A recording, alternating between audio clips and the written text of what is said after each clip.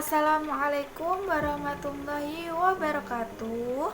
Jumpa lagi dengan saya Ana Ristiana Zulfa, mahasiswi Pendidikan Kimia UIN Wali Songo Semarang, sekaligus praktikan PPL Man 1 Kota Semarang.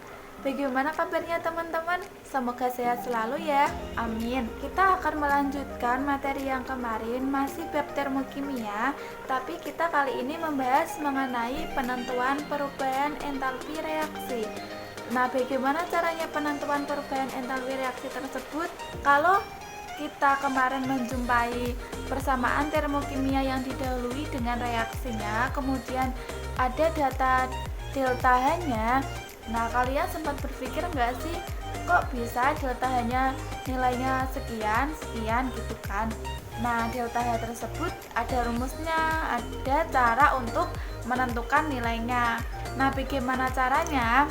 Jadi, kita bisa menentukan besaran delta H tersebut melalui, pertama, kita bisa mencari melalui kalorimeter.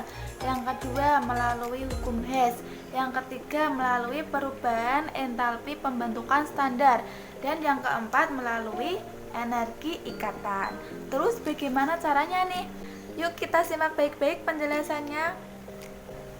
Yang pertama adalah menggunakan kalorimeter.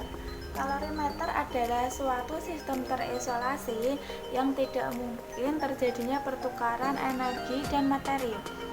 Nah, bagaimana caranya menghitung? Di sini ada dua rumus, yaitu I sama dengan M kali C kali delta T, dan ada Q sama dengan C kali delta T.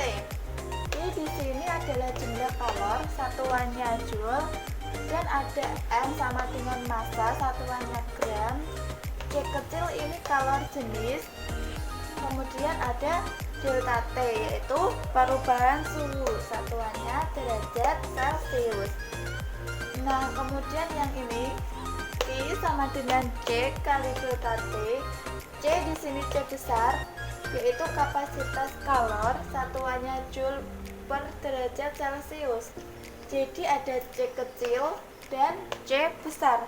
C kecil ini pasangannya sama yang ini, I sama dengan M kali C kali delta T. Kalau C besar pasangannya sama ini, Q sama dengan C kali delta T. Jadi beda ya, C kecil sama C besar. Kalau C kecil itu kalor jenis, yang C besar yaitu kapasitas kalor. Nah, kalau sudah menghitung jumlah kalor suatu reaksi Q, maka kita dapat menghitung delta H-nya atau perubahan entalpinya dengan cara delta H sama dengan min P per mol. Kemudian dengan cara yang kedua adalah data entalpi.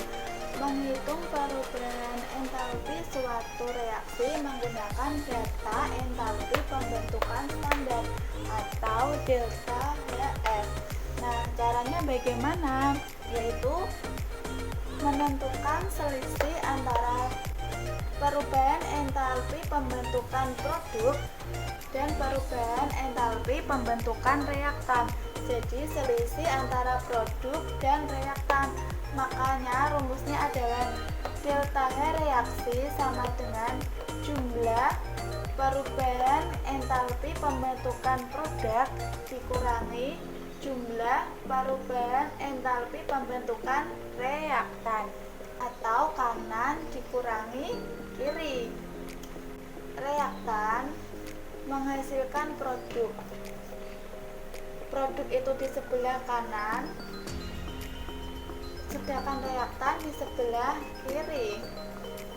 Kalau data entalpi kita menggunakan KQ, kanan dikurangi kiri, atau produk dikurangi reaktan. Ingat-ingat ya, KQ, produk dikurangi reaktan. Yang ketiga adalah menggunakan hukum Hess. Menurut Henry Hess, besarnya kalor reaksi atau delta H suatu reaksi yang berlangsung beberapa tahap ditentukan sebagai berikut. Apabila suatu reaksi dapat dinyatakan sebagai penjumlahan aljabar, kalau reaksi juga merupakan penjumlahan aljabar dari kalor yang menyertai reaksi-reaksi tersebut. Jadi, di sini ada diagram berupa hukum Hess. Kalau di soal itu menggunakan hukum Hess itu pasti ciri-cirinya menggunakan diagram seperti ini ya. Delta H itu dapat dihitung menggunakan penjumlahan aljabar dari reaksi-reaksi yang menyertainya, yaitu delta H1 ditambah delta H2. Jadi delta H dapat dihitung menggunakan delta H1 ditambah dengan delta H2. Begitu juga diagram ini. Delta H reaksi sama dengan delta H1 ditambah dengan delta H2. Ini dikemukakan oleh Henry Hess. Kemudian yang keempat adalah menggunakan energi ikatan. Energi ikatan adalah energi yang diperlukan untuk memutuskan ikatan kimia dalam 1 mol senyawa berwujud gas pada keadaan standar menjadi atom-atom penyusunnya. Jadi di sini ada reaktan menghasilkan produk ya. Kalau di sebelah reaktan itu terjadi pemutusan ikatan, sedangkan kalau di sebelah produk terjadi penggabungan ikatan. Maka untuk menentukan delta H reaksi menggunakan energi ikatan, yaitu dengan cara jumlah energi pemutusan reaktan dikurangi jumlah energi penggabungan produk. Kalau data entalpi menggunakan kanan dikurangi kiri, kaki. Kalau energi ikatan yaitu menggunakan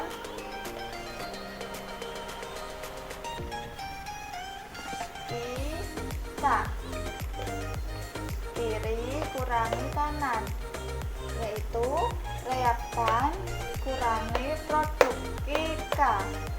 Jadi kita harus mengetahui ciri-cirinya, cara menggunakan menghitung perubahan entalpi menggunakan kalorimeter, menggunakan data entalpi pembentukan standar, menggunakan hukum Hess, dan menggunakan energi ikatan. Assalamualaikum warahmatullahi wabarakatuh. Jumpa lagi dengan saya Ana Ristiana Zulfa, mahasiswi Pendidikan Kimia UIN Wali Songo Semarang, sekaligus praktikan PPL MAN 1 Kota Semarang. Bagaimana kabarnya teman-teman? Semoga sehat selalu ya. Amin. Nah, kita akan melanjutkan materi yang kemarin, masih bab termokimia, tapi kita kali ini membahas mengenai penentuan perubahan entalpi reaksi. Nah, bagaimana caranya penentuan perubahan entalpi reaksi tersebut? Kalau kita kemarin menjumpai persamaan termokimia yang didahului dengan reaksinya, kemudian ada data delta H-nya. Nah, kalian sempat berpikir nggak sih, kok bisa delta H-nya nilainya sekian gitu kan? Nah, delta H tersebut ada rumusnya, ada cara untuk menentukan nilainya. Nah, bagaimana caranya? Caranya ada 4. Jadi kita bisa menentukan perubahan. Jadi kita bisa menentukan besaran delta H tersebut melalui, pertama, kita bisa mencari melalui kalorimeter. Yang kedua, melalui hukum Hess. Yang ketiga, melalui perubahan entalpi pembentukan standar. Dan yang keempat, melalui energi ikatan. Terus bagaimana caranya nih?